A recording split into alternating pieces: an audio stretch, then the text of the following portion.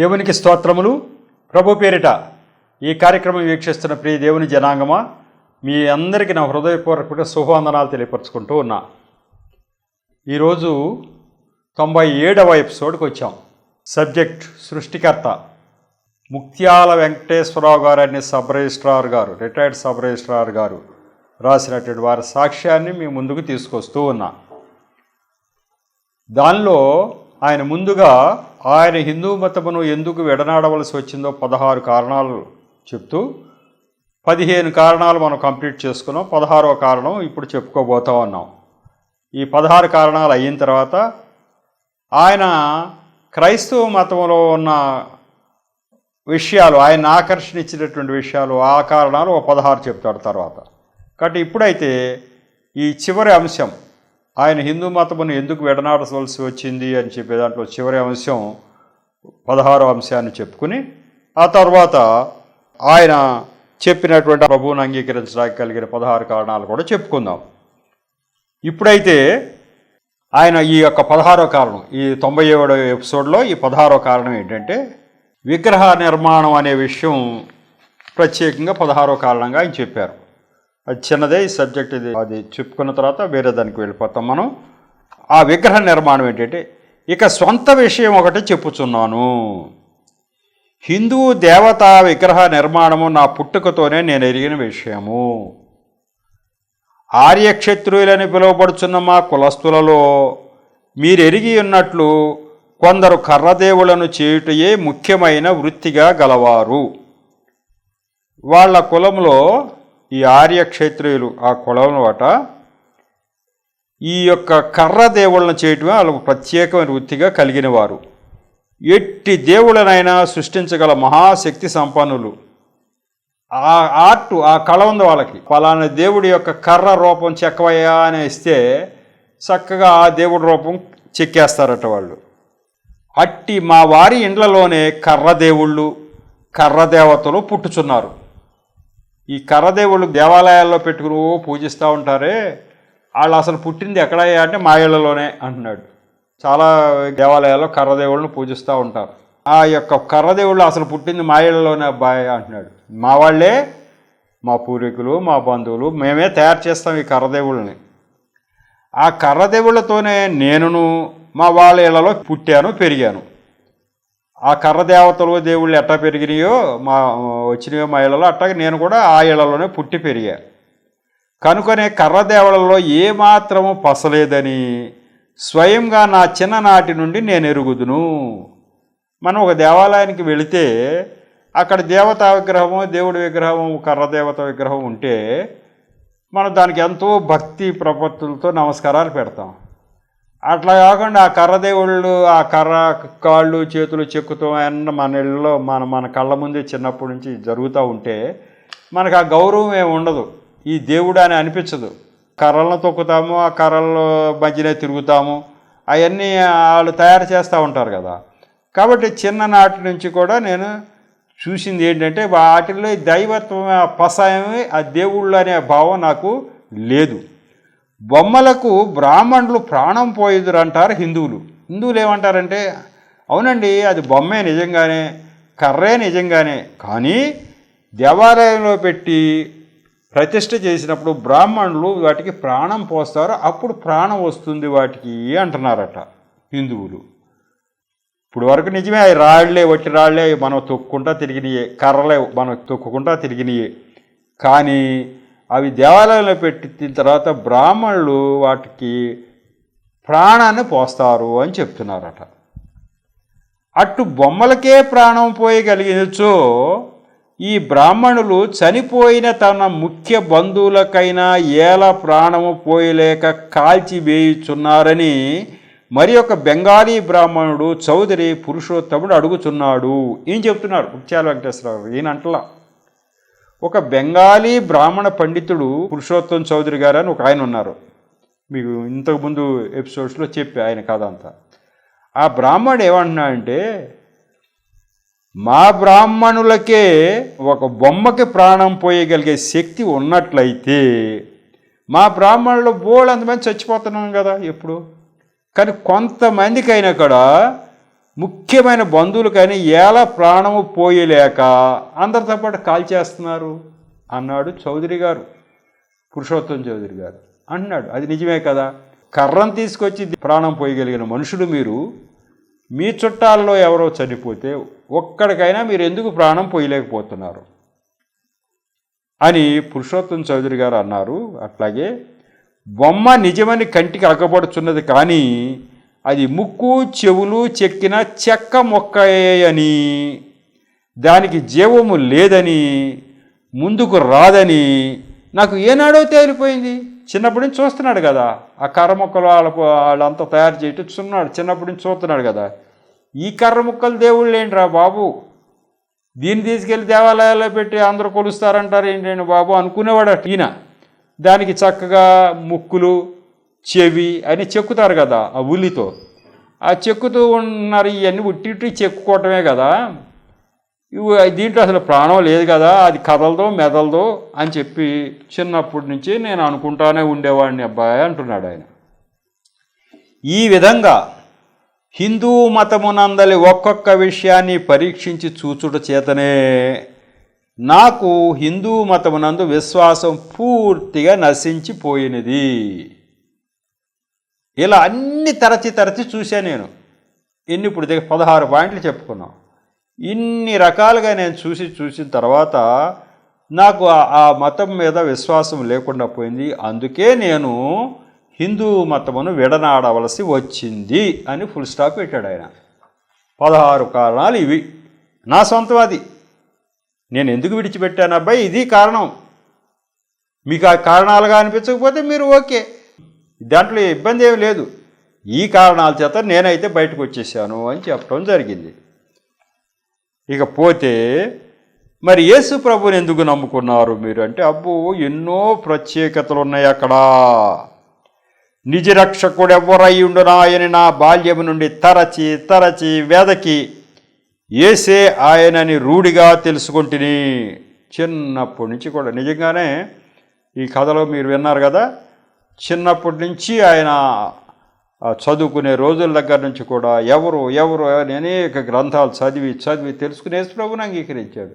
ఆయనకి ఏ మహత్కార్యం ఏదో జరిగితే జరగల, ఆయన అన్ని చదివి చిన్నప్పటి నుంచి కూడా గ్రంథాలన్నీ చదివి ఈ యొక్క దేవుడు నిజమైన రక్షకుడు యేసే అని రూఢిగా తెలుసుకుంటుంది. క్రీస్తు యేసే నిజరక్షకుడు దైవమని నమ్ముటకు క్రీస్తునందు నేను కనుగొన్న ప్రత్యేక విషయాలు కొన్నిటిని ఇచ్చట వ్రాయిచున్నాను. ప్రత్యేకమైన విషయాలు, ఆయనే దేవుడు అని నేను నమ్మటా కారణం. మీ సంగతి ఏంటో నాకు తెలియదు, నా విషయం నేను నమ్మటా కారణం అని చెప్పేసి, మానవుల పాపములు తీసివేసి వారిని మోక్షార్హులుగా చేయుటయే క్రీస్తునందలి ప్రత్యేకత. మొట్టమొదటి ప్రత్యేకత ఏంటి అంటే, మనుషుల్లో ఉన్న పాపాన్ని తీసివేసి వాళ్ళకి ఆ మోక్షం, ఆ పరలోకం వచ్చేటట్టు చేయటమే మొట్టమొదటి కారణం. ఫస్ట్ పాయింట్ పెట్టుకున్నా. యేసు అనగా పాపములు పరిహరించువాడని, క్రీస్తు అనగా అభిషిక్తుడని అర్థము. అసలు ఆ పేరు ఎవరు పెట్టారు? దేవదూత వచ్చి చెప్పారు. యేసు అని పేరు పెట్టాము, దేవుడే పెట్టాడు ఆ పేరు. దేవుడు వచ్చి చెప్పాడు దూత, యేసు అనగా పాపములను పరిహరించువాడు. దానికి అభిషిక్తుడు అంటే దానికి ప్రతిష్ఠించుకున్నవాడు. మనుషుల పాపాలను తీసివేయటానికి ఆ పట్టాభిషేకం పొందాడు, అభిషిక్తుడయ్యాడు. అట్లా వచ్చాడు యేసు క్రీస్తు. అంటే మనుషుల పాపాలను తీసేయటానికి వచ్చినటువంటి ఒక అభిషిక్తుడు. ఆ పనే ఆయన పని, మనుషుల పాపాలు. ఆ పేరు కూడా నాకు నచ్చింది. యేసుక్రీస్తు పాపాలను తీసేయటానికి అధికారము కలిగిన ఆయన అని చెప్పి. దైవ లక్షణములైన ప్రేమ, పవిత్రత, సర్వశక్తి సంపన్నత, సర్వజ్ఞత, జీవన్మరణములపై అధికారం మొదలగు దైవ లక్షణాలు అన్నీ కూడా యేసు ప్రభువులో చూచా. క్రీస్తు ప్రేమ జగద్వితత్వం. అసలు ఆయన ప్రేమ తెలియంది ఎవరికి? అందరికీ తెలుసు. తన బిడ్డలకు మానవులు పాపంలో పడి నశించిపోవచ్చుండగా వారిని దండించుటకు గాక రక్షించుటకే ప్రేమ స్వరూపియగు దేవుడు క్రీస్తును పేర మానవ లోకములో అవతరించెను. ఇది ఆయన రావటం కారణం ఏంటట? వాళ్ళని దండించగా, తప్పు చేసిన వాళ్ళని దండించడానికి కాదు, వాళ్ళని రక్షించటానికే ఈ యొక్క అవతారం ధరించి వచ్చాడట. మరి వేరే చోట్ల ఏం చెప్తా ఉన్నారు? దేవుడు ఒక అవతారం ధరించి రావటానికి కారణం ఏంటంట? పరిత్రాణాయ సాధూనాం వినాశాయ చ దుష్కృతాం ధర్మ సంస్థాపనార్థాయ సంభవామి యుగే యుగే అని భగవద్గీత శ్లోకం. వేరే దేవుళ్ళుగా చెప్పబడిన వారు రావటానికి కారణం ఇదట. ఏంటంట? పరిత్రాణాయ సాధూనాం, మంచి వారిని రక్షించుట. ఆయన వచ్చే పని అదట. వినాశాయ చ దుష్కృతాం, తప్పు పనులు చేసేవాళ్ళు, చెడ్డ పనులు చేసేవాళ్ళు చంపటానికి, వినాశనం చేయటానికి. మంచి వాళ్ళని రక్షించడానికి, చెడ్డ వాళ్ళని నాశనం చేయటానికి. సంభవామి యుగే యుగే, దేవుడు ఒక మానవ రూపంలో ప్రతి యుగములోనూ వస్తాడట. ఆ వచ్చే కారణం ఏంటయ్యా అంటే ఇది కారణం అట. ఏంటి కారణం? మంచి వాళ్ళని రక్షించి చెడ్డ వాళ్ళని చంపడానికి వస్తాడట. యేసు ప్రభు వారు ఎందుకు వచ్చారయ్యా?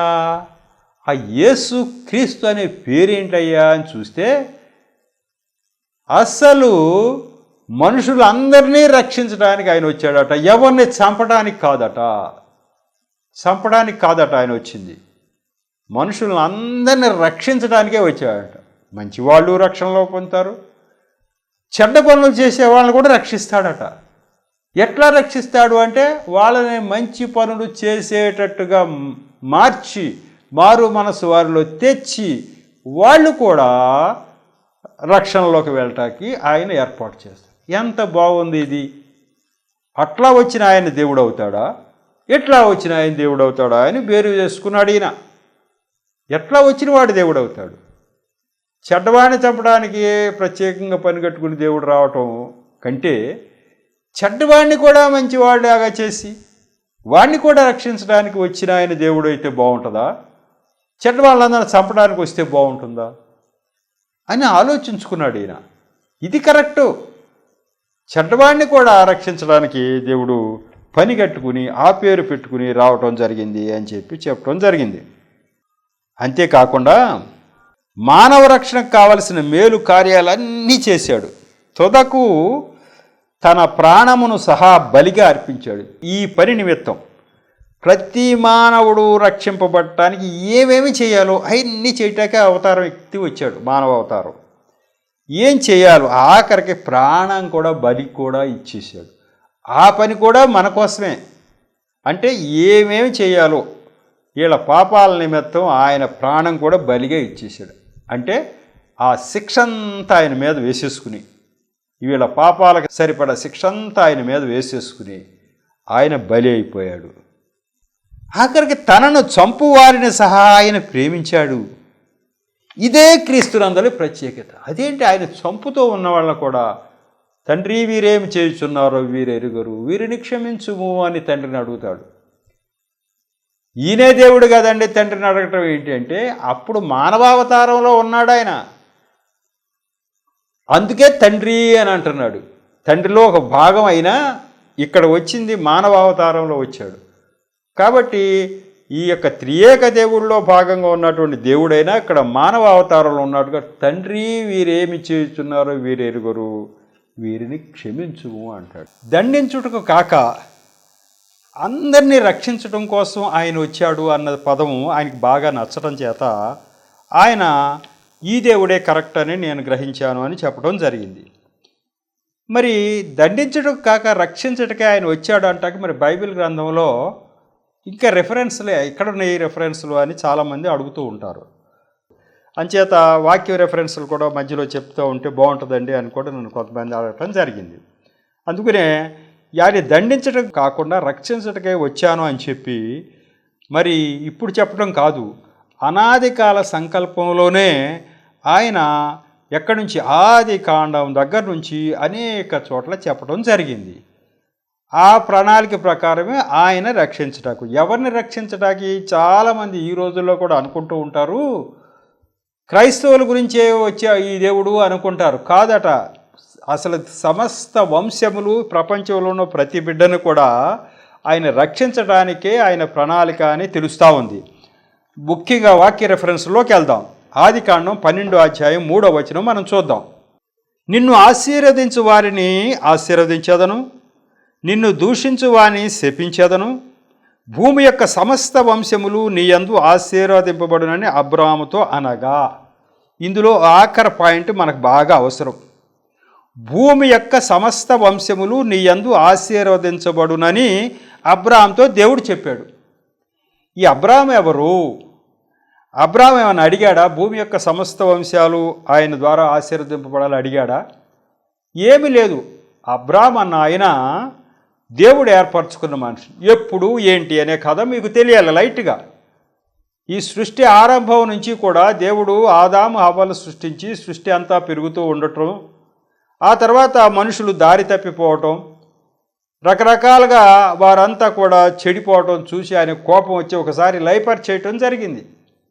ఒక జలప్రళయం కలగజేసిన తర్వాత అంత లోకానంతా లయం చేసేసాడు. ఒక్క కుటుంబాన్ని మాత్రం ఉంచారు, నోవహు కుటుంబాన్ని. అది మంచి కుటుంబం కాబట్టి. సరే, ఆ కుటుంబం ద్వారా మళ్ళీ జనం పెరుగుతూ పెరుగుతూ పెరుగుతూ వస్తూ ఉన్నారు. మళ్ళీ ఆ కుటుంబంలోంచి వచ్చిన వాళ్ళు ఎవరు మంచి వ్యక్తికి దొరుకుతాడా అని చూస్తే అబ్రాహాము అనే వ్యక్తి ఆయనకి బాగా నచ్చాడు.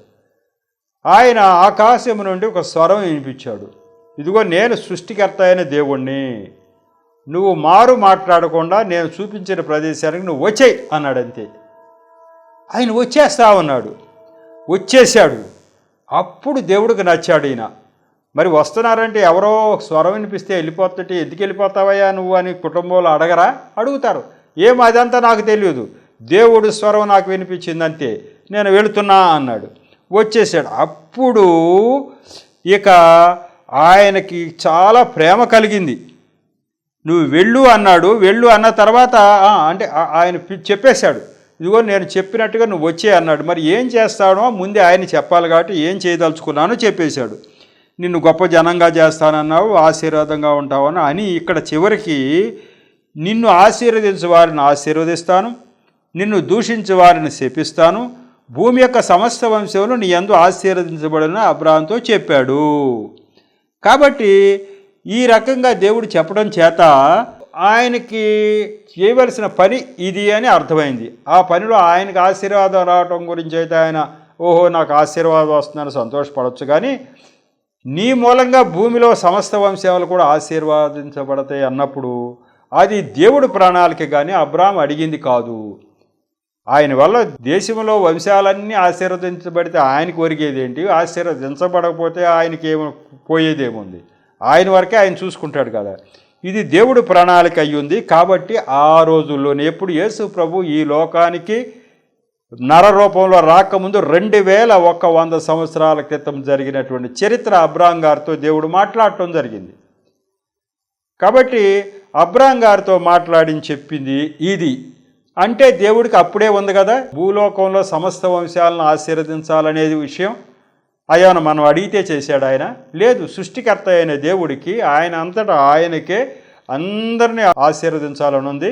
ఈయన ద్వారా ఎందుకన్నా అంటే ఈయన సంతానం ద్వారా వచ్చేటువంటి వాళ్ళలో చివరికి యేసుక్రీస్తుని కూడా తీసుకొచ్చి యేసుక్రీస్తు ద్వారా ఈ యొక్క ఆశీర్వాదాలు ఇవ్వాలని ఆయన కోరిక.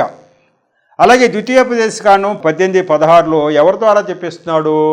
మోషే ద్వారా చెప్తున్నాడు. అంటే అబ్రాహాము అయిపోయిన తర్వాత 600 సంవత్సరాలకి మోషే ద్వారా మళ్ళీ చెప్తా ఉన్నాడు. ఏం చెప్తున్నాడో చూద్దాం.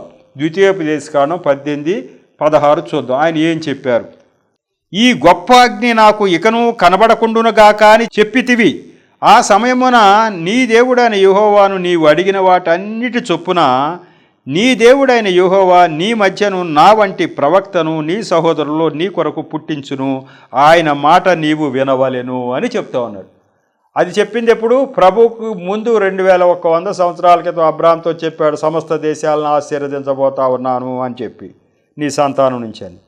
మరి ఆయన వచ్చి దేవుడి ముందు నిలబడగలిగేవాడు ఎవరైనా ఉన్నారా? ఎవరు లేరు. ఇక్కడ మోషేతో ధర్మశాస్త్రము ఈ యొక్క చరిత్ర అంతా రాయిస్తున్న రోజుల్లో నువ్వు కొండ మీదకి రావయ్యా, నేను నీ దగ్గరకు వస్తానని కలుసుకున్నప్పుడు ఆ మహిమ, ఆ యొక్క వేడికి తట్టుకోలేక కొండ చుట్టూ ఉన్న ప్రజలు, అయ్యో మేము దేవుణ్ణి చూడలేం, ఆ మహిమను చూడలేం, ఆ కాంతిని చూడలేకపోతున్నాం, అదేదో మరి మీరు విని చెప్పండి తప్ప మేము దగ్గరికే రాలేకపోతున్నాము అని అన్నారు ప్రజలు. అది దేవుడు విన్నాడు. కాబట్టి నా మహిమను వీళ్ళు చూడలేరు, వీళ్ళు చూడాలంటే నేను నా మహిమను తగ్గించుకోవాలి అనుకుని అప్పుడు చెప్తున్నాడు ఒక ప్రవక్త రూపంలో మోషే ద్వారా చెప్పిస్తున్నాడు. నా వంటి ప్రవక్త అట దేవుడు మీ మధ్య ఒక ఆయన్ని పుట్టిస్తాడట రాబోయే కాలంలో, ఆయన మాట మీరు వినాలట అని చెప్పాడు. ప్రభు కంటే ముందు 1500 సంవత్సరాల క్రితం జరిగిన చరిత్ర ఇది. అంటే అర్థం ఏంటి? దేవుడు ప్రణాళికలో ఉంది. మళ్ళీ దేవుడు డైరెక్ట్గా వచ్చే పక్షం అయితే ఆ కాంతిని తట్టుకోలేకపోతున్నారు. కాబట్టి ఒక మనిషి రూపంలో యేసు ప్రభువును పంపబోతున్నానని చెప్పి ఈ యొక్క వచనం ద్వారా చెప్పడం కూడా జరిగింది. ఆ తర్వాత ఇంకొక వచనం ఉంది. మరి అపోస్తలుల కార్యం 3వ అధ్యాయం 25, 26 వచనాల్లో ఒక మాట ఉంది. దేవుడు వస్తున్నాడండి, దేవుడే కదా వచ్చాడు, ఏదంటే అది మనకు చేసేస్తాడా అంటే చెయ్యడు. దేవుడు వచ్చేది ఏదంటే అది చేసేయటే కాదు, వచ్చింది మనుషులకి మంచి ప్రవర్తన నేర్పి వాళ్ళు మంచిగా ఉన్నట్లయితే వాళ్ళకి ఆశీర్వాదం ఇవ్వడానికి వస్తాడట. అదే చెప్తున్నాడు. అపోస్తలుల కార్యం 3వ అధ్యాయం 25, 26 ఇలా చెప్తా ఉంది. ఆ ప్రవక్తలకును దేవుడు అబ్రాహాముతో నీ సంతానమందు భూలోక వంశములన్నీ ఆశీర్వదింపబడిన చెప్పి మీ పితరులతో చేసిన నిబంధనకును మీరు వారసులై ఉన్నారు. దేవుడు తన సేవకుని పుట్టించి మీలో ప్రతి వానిని వాని దుష్టత్వం నుండి మళ్లించుట వలన మిమ్ము ఆశీర్వదించుటకు ఆయనను మొదట మీ వద్దకు పంపానని చెప్పాను. దేవుడు ఎందుకు పంపాడు? ఇప్పటికి యేసుప్రభు వారు రావటం వెళ్ళటం జరిగింది. అయిన తర్వాత ఈ సంఘటన అంతా కూడా ఇక్కడ చెప్తా ఉన్నారు. ఎందుకు అసలు దేవుడు పంపించాడయ్యా అని అంటే ఆయన్ని ఇందుకు ఇలా జరిగింది, ఇలా జరిగింది, ఇలా జరిగింది అని చెప్తా ఉన్నాడు పేతురు అక్కడ ఆశ్చర్యకార్యం చేశాడు. అక్కడ ఆ యొక్క కుంటివాడిని లేచే విధంగా చేస్తే వాళ్ళందరూ ఆశ్చర్యపోయి ఇది ఎలా జరిగిందంటే, మీరు ఇలా అనుకుంటున్నారా? అసలైన దేవుడు ఆయనే, యేసు ప్రభువే. ఆయన గురించి ప్రణాళిక అబ్రాహాం దగ్గర ఉంది, అలాగే మోషే దగ్గర నుంచి చెప్పాడు, అనేక మంది ద్వారా చెప్పాడు. ఆయన ఈ రకంగా వచ్చాడు. వచ్చిన తర్వాత మీరు తెలుసో తెలియకో అతను సిలువ వేసి చంపించారు. ఆయన ఇక్కడికి పంపే కారణం ఏంటయ్యా అంటే, దేవుడు తన సేవకును ఆయన్ని పుట్టించి మీలో ప్రతి వానిని వాని దుష్టత్వం నుంచి మళ్లించాలని వచ్చాడు. మీలో ప్రతి వాడిని కూడా మీ దుష్టత్వం నుంచి మళ్లించి మిమ్మల్ని ఆశీర్వదించాలి. దేవుడు వచ్చాడు, వస్తున్నాడు, వచ్చి ఊరికినే అబ్రాహాంతో చెప్పాడు కదా, మీ సంతానంలో ఒక ద్వారా అందరూ ఆశీర్వదించబడతారంటే ఊరికినే వచ్చి ఆశీర్వదించడు. తప్పు పని చేస్తున్న ప్రతి వాడు కూడా మంచి పని చేసేట్టుగా చేస్తాడు. అదే యేసుక్రీస్తు బోధలు. యేసుక్రీస్తు వారు ఈ లోకములో తిరిగిన అన్నాళ్ళు కూడా తప్పు పని చేయొద్దు, మారు మనస్సు పొందండి, మీరు మంచిగా ఉంటే ఆశీర్వాదం పొందుతారు, చెడుగా ఉంటే ఆశీర్వాదం నేను ఇవ్వటానికి వీలు కాదు మీకు. అంతేగాని తప్పు చేస్తున్న వాడిని శిక్షించడానికి రాలా. తప్పు చేస్తున్నవాడు కూడా మంచి మార్గంలోకి రావడానికి ఆయన చెప్పడానికి వచ్చాడు. మంచి మార్గం వస్తే ఆశీర్వదించడానికి వచ్చాడు. ఈ కోవలనేది ఒక్క చిన్న వచనం లోకాసు వార్త 15:10 చదువుకుని మనం ఈ యొక్క ఎపిసోడ్ని ముగించుకోవాలనుకుంటున్నాను. అటువలే మారు మనస్సు పొంది ఒక పాపి విషయమై దేవుని దూతల ఎదుట సంతోషము కలుగునని మీతో చెప్పుచున్నాను. ఇట్లా మారు మనస్సు పొందితే తప్పు మార్గంలో వెళుతున్న వాళ్ళు ఈ సువార్త బోధ విన్ని ఎవరైనా కూడా మంచి మార్గంలోకి వస్తే దేవతల లోకంలో దేవదూతలు ఎదుట మంచి సంతోషం కలుగుతుంది. అంటే దేవుడు సంతోషిస్తాడు, ఆశీర్వదిస్తాడు, దేవుడు ఆనందిస్తాడు. ఈ మారు మనస్సు పొందటం కోసమే ఈ యొక్క ప్రయత్నాలన్నీ చేస్తూ వచ్చాడు. అందుకనే యెషయా ప్రవక్త ద్వారా చెప్పించాడు కదా, ఏమని? ఇదిగో నేను రాబోతా ఉన్నాను, వచ్చిన తర్వాత ప్రతి పల్లము పూడ్చబడును, ఎత్తు తగ్గించబడును అని. అంటే అందరూ సమానంగా చేసి అందరికీ ఆశీర్వాదాలు ఇవ్వటానికి రాబోతున్నా అని చెప్తాడు. ఈ మారు మనస్సు ఇవ్వటానికి, మారు మనస్సు పొందటానికి ప్రజలను ప్రేరేపించి దుష్టత్వంలో ఉన్న వాళ్ళందరూ మారు మనసు పొందితే ఆశీర్వదించడానికి దేవుడు వచ్చాడు. కానీ ఏ రకంగానూ కూడా ఆయన ఊరికినే ఏదైనా ఇచ్చేటానికి ఊరికినే అడిగగానే ఇచ్చేయటానికి రాలేదు అని ఈ యొక్క దీంట్లో తెలుస్తూ ఉంది. దీన్ని బట్టి మన యొక్క భక్తుడు ముత్యాల వెంకటేశ్వరరావు గారికి అర్థమైందంటే దేవుడు న్యాయవంతుడు, ఊరికినే ఏది ఇవ్వడు. ఇదిగో వచ్చిన వారికి మారు మనస్సు పొందే పక్షం అయితే వాళ్ళకి ఆశీర్వాదం ఇవ్వాలనే కోరికతోటి దేవుడు పైనుంచి నరావతారంలో వచ్చాడు. ఇది ధర్మం ప్రకారమే ఆయన చేశాడు. ఈ యొక్క మాటలు ఇంతటితో మనం ముగించుకుందాం. ఇప్పుడు తగినంత రెఫరెన్స్లు ఇచ్చేసాను. ఈ యొక్క 1వ కారణం పూర్తి చేశాను. మరి 2వ కారణానికి మరి తర్వాత ఎపిసోడ్లోకి వెళదాం. ఈ ఎపిసోడ్ని ఎంతటితో ముగించుకుందాం. మరి దేవుడి యొక్క మాటలని సాక్ష్యాన్ని దీవించుగాక. చిన్న ప్రార్థన చేసి ముగిస్తాం. కృపగల దేవా, మహాపరిశుద్ధుడా, ప్రేమగల తండ్రి, ప్రభువా మీకు వందనాలు స్తోత్రాలు చెల్లించుకుంటున్నా తండ్రి. ఈరోజు ప్రభువా ఈ ఎపిసోడ్ను కూడా ప్రభువా మీరు దీవించారు తండ్రి.